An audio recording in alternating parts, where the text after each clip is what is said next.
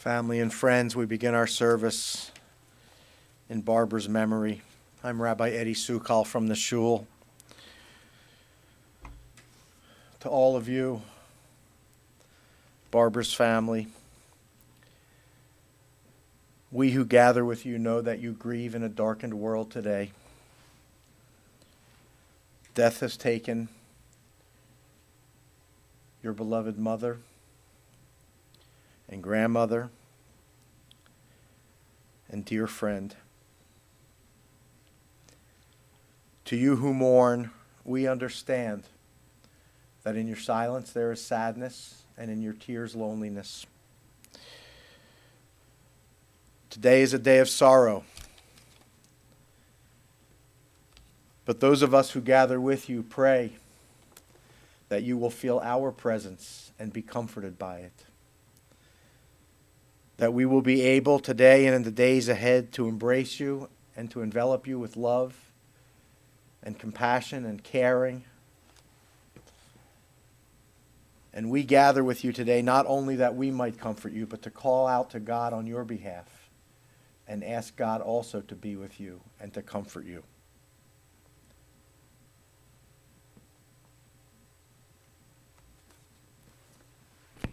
Bobby's love was a love that united all of you in life.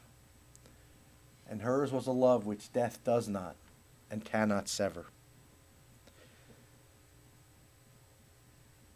Today is a day of grief, but we reach deep into our souls that it might also be a day for us to express our gratitude for the gift of her life, a life that was well and richly lived. That we might give thanks for the companionship that we enjoyed with her along life's path. That we might be able to thank God for the gifts of her heart and her mind, those things that she did and said that brought such joy and happiness into our lives. All of these are now a precious remembrance. We grieve Bobby today, but we are also grateful for her life and for all that she has left us.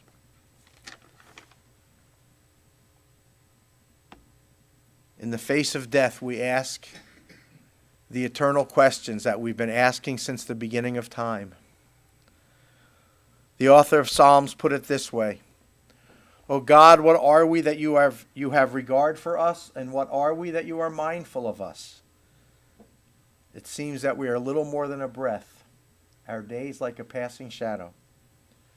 We come and go like grass. In the morning it shoots up renewed, and yet in the evening it fades and withers. You cause us to return to dust, saying, Return, O you mortal creatures. If only we were wise and understood where we are going. But this we do know. Mark the wholehearted and behold the upright, for they shall know true peace. Tradition has us turn to the Psalms for comfort.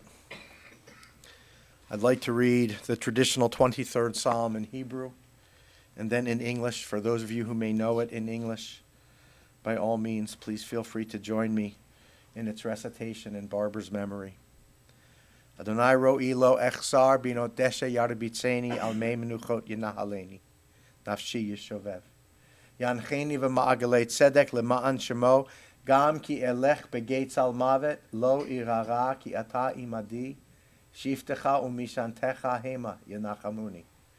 Ta'aroch lefanai shulchan neged sogerai. Dishanta v'shemen roshi kosi rivaya. Ach tov v'chesed yirdefuni kol yemei chayai. V'shafti beveit Adonai le'orech yamim. The Lord is my shepherd, I shall not want. He maketh me to lie down in green pastures. He leadeth me beside the still waters.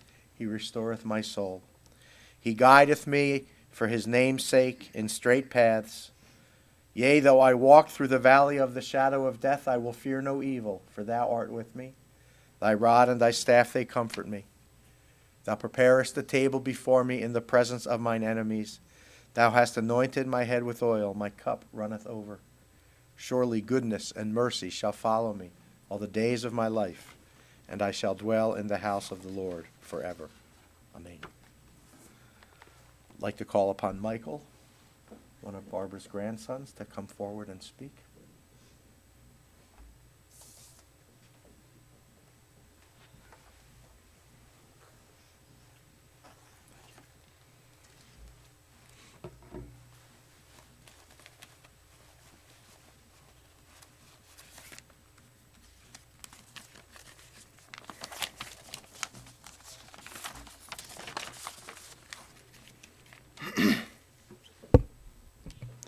Dear Nana, at first I wanted to write a eulogy telling everyone about how much of an amazing person you were.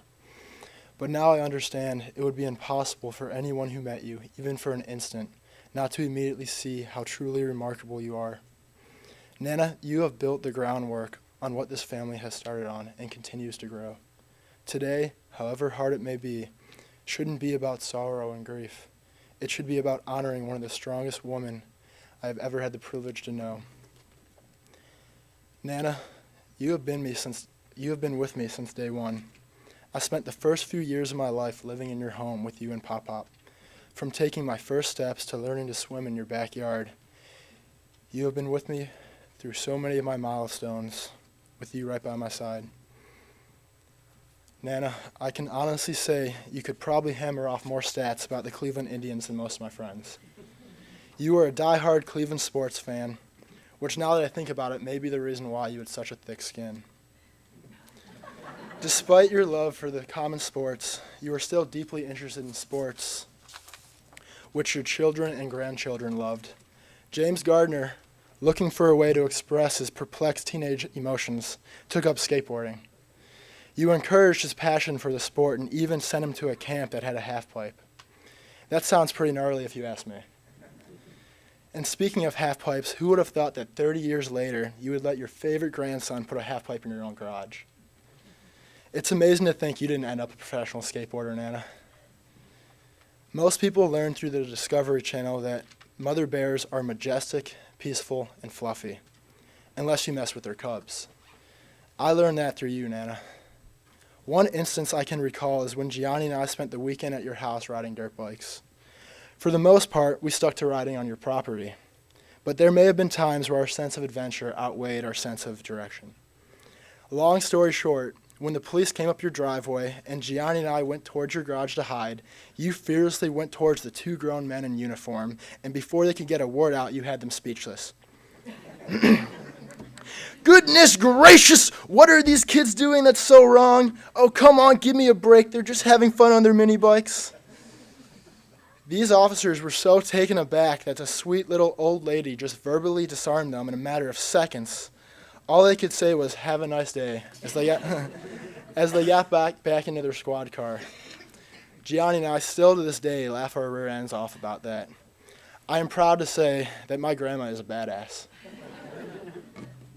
Even through thick skin and don't mess with my family attitude, you had such a compassionate side to you. You would help anyone in any way you possibly could. Anytime I visited you, you would have food at the ready and a genuine interest in my school or social life. I always felt like I could talk to you about anything. I loved your sense of humor you kept until the end. Over the last year and a half, the road has been more than bumpy. You have hurdled over medical obstacles that have forced doctors to eat their words. You almost can't blame them, though. They had no idea they were in the presence of the great Bobby Gardner. Despite being on more medication than the whole crowd at the Grateful Dead concert you took Jimmy and Stacy to all those years ago, you still had the world's biggest smile on your face every time we would come spend time with you. We would talk about Dylan and Diego and how they loved the cat fortresses you bought them, or just about how your day was going. You honestly probably brightened my day more than I brightened yours, and that really speaks volumes. There was no doubt for your endless love for your family, Nana, two-legged and four. Knowing you're gone is an uncomfortable adjustment, but knowing you and Pop-Pop are watching down from us eases that discomfort. I bet that Pop-Pop, however mournful that his family has lost their beloved Nana, is now grinning with a tear in his eye as you enter the gates of heaven to be with him forever. Because, Nana, I've never seen a bond as strong as Bobby and Howard. I love you, Nana, and we'll see you again someday. Love, your biggest fan, Michael Gardner.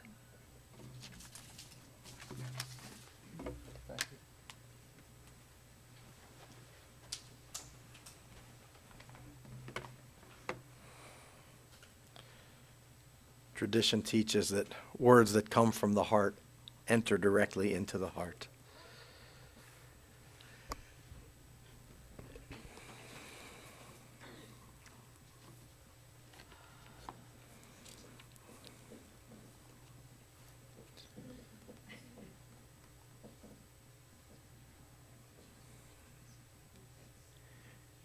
King David is considered the author of the book of Psalms in the Hebrew Bible. And the 90th Psalm has this passage in it. The days of our years are 70, or perhaps by reason of strength, 80 years. Yet 1,000 years in God's sight are but as yesterday when it is past. And here's the essential message of the psalm. Teach us, therefore, to number our days, that we may attain a heart of wisdom. Thank you.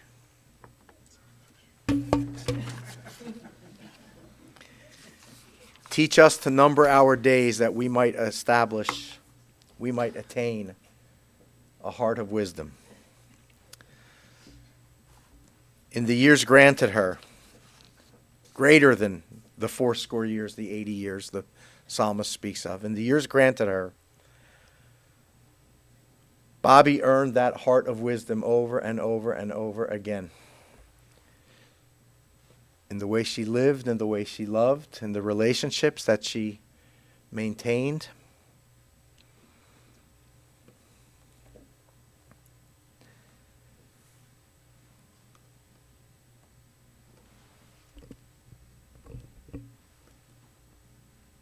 I always thought, until the other day, that Barbara was born in Philadelphia. But it turns out she was actually born in Venice Beach, California, but moved to Philadelphia as a young child, which happened to be my hometown.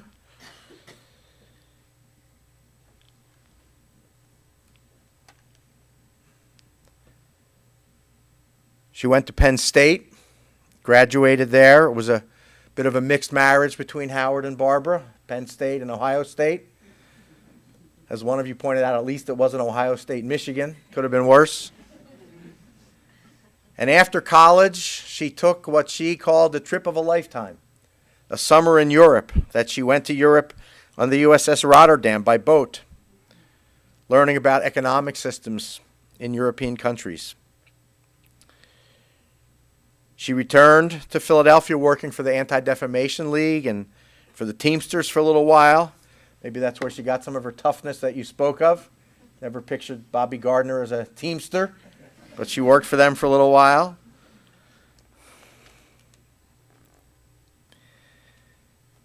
And on a vacation in Florida in the spring of 1956, she met a fellow, Howard Gardner.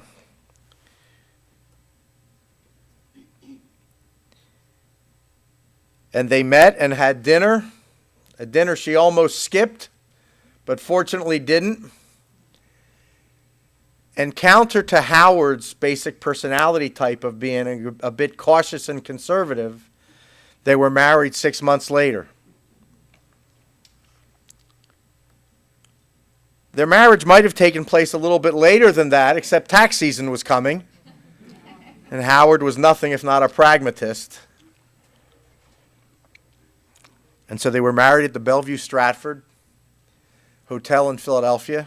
In those days and still today, the finest hotel in Philadelphia. And together they built a life and a business and a family. Howard and Barbara were for each other what our tradition calls an ezer kenegdo, a constant helpmate, a source of support and encouragement, a true partner in every sense of the word, which sometimes meant that you had to criticize a little bit, you had to utz a little bit, you had to live with a bit of discomfort because we grow from that. And that's what they were for one another. Howard was a CPA, established a firm, and Bobby helped out, maintaining an office in his office and handling certain accounts, doing certain work. And that was an important partnership. But that was probably, of all their partnerships, the lesser. Because their greatest partnership, of course, was in their children, creating a family together. 4 wonderful children. It should be noted, 4 children in 7 years. They didn't mess around. Maybe they did, somebody said in the front. Michelle and Jeffrey and Stacy and Jimmy. I know you're there. Just had to decide whether to call you James or Jimmy.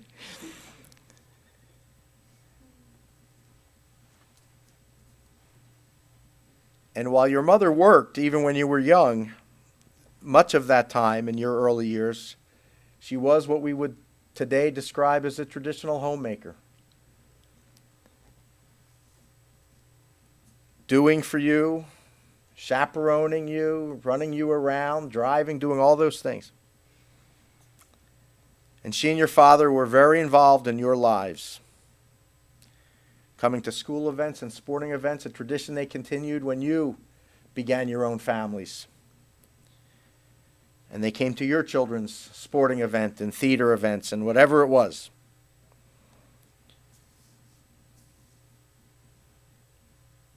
Your parents' ezer kenegdo status with one another, their constant support and helpmate and partner in all they did, modeled for you partnership and marriage and love that could never be taught through words. They taught it in the way they lived, in the way they treated each other and all of you, and their larger circle of family and friends.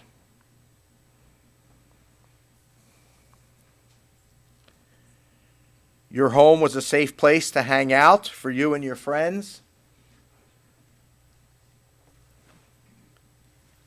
And Jimmy, after you left, your parents decided it was time to build a new home. They upsized rather than downsized. And they loved the house that they built. Should be noted that they loved that house. They built that house. And they both died in that home. And that was important to both of them, particularly to Howard, but also to Barbara.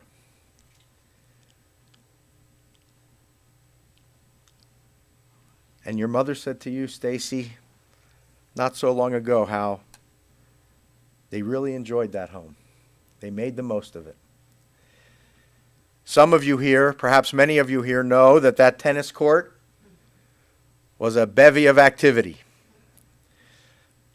Barbara played, and there were all kinds of games going on, but even if she wasn't playing, there were others who came over and used it. And so she left something to eat and certainly some water. There was always something there, people coming and going. And that followed years of her sponsoring, not sponsoring, but organizing a mixed doubles tournament at some of the local tennis clubs. Mixed doubles tournaments on Friday night that was followed by dinners and social events and parties.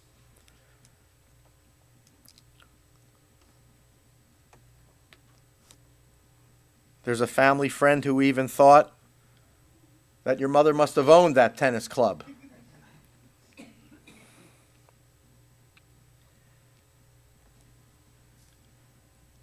And when you're in their home, you can see Bobby's touch. Her decorating, her vision for what that home should be, the way it's laid out, the things in it. And it is a home that is both beautiful and comfortable. Some homes are beautiful, but they're like museums. But Bobby and Howard's home was beautiful and comfortable. It was lived in.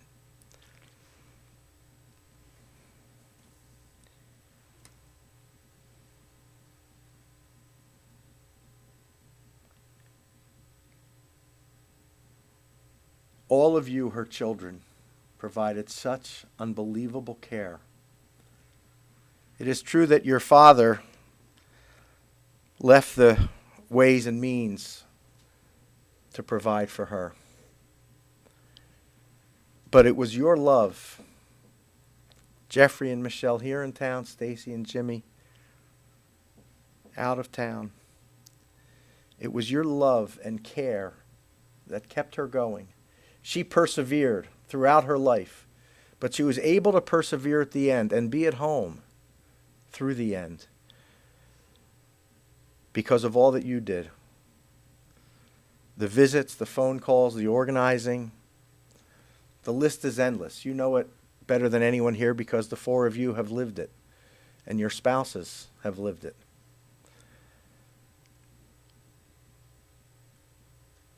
And you're giving back to her and you're doing for her. What was so beautiful about it was that it didn't come from a place of obligation. It came from hearts of love. And your mom felt that. And that was important to her. And she knew that.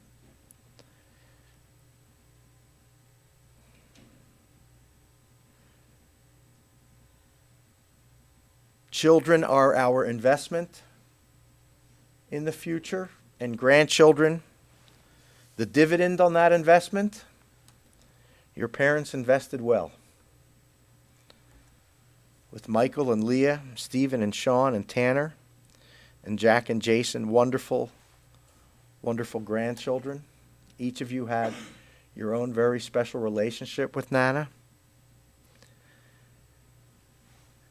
And to the other Bobby, to Bobby Felt, loving sister-in-law, and to all the family.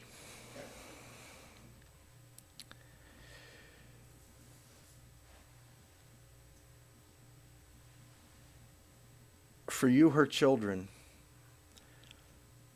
her death puts you in a new and an uncomfortable reality with both your parents now gone.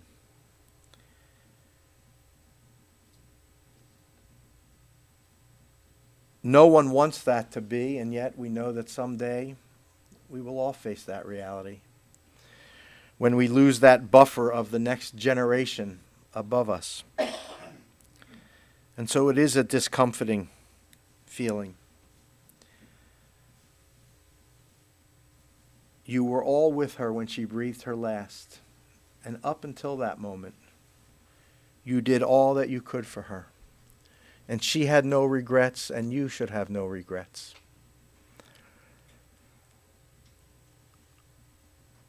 When we die, we take nothing with us from this world. We bury our dead with open hands rather than clenched fists to indicate that we leave all our material goods behind. The rabbis taught that what we keep with us and simultaneously bequeath to our families is the Keter Shem Tov, the crown of a good name, that some people acquire in their lifetimes, in the way that they live and the way that they love. Bobby earned that Keter Shem Tov, that crown of a good name. It survives her. It stays with us in this world through all of you, her children, her grandchildren, her family. And every time that you help a person in need, you wear her crown and you pay tribute to her life. And with every compassionate act and gentle word that you speak, you carry her crown into the future, the crown of her good name. You honor her memory. You pay tribute to all that was good in her soul. Zichrona livracha, the memory of a good and a righteous woman, is forever a blessing to all who knew her and to all who loved her. Amen.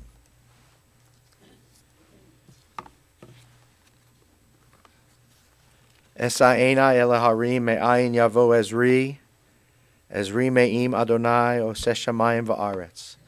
I lift my eyes to the mountains. What is the source of my help? My help comes from God, the maker of heaven and earth. God does not let our foot give way. Our protector does not slumber. God is our guardian and our protection. The sun does not strike us by day, nor the moon by night. God guards us from all harm. God guards our soul, our going and our coming, now and forever. Please rise.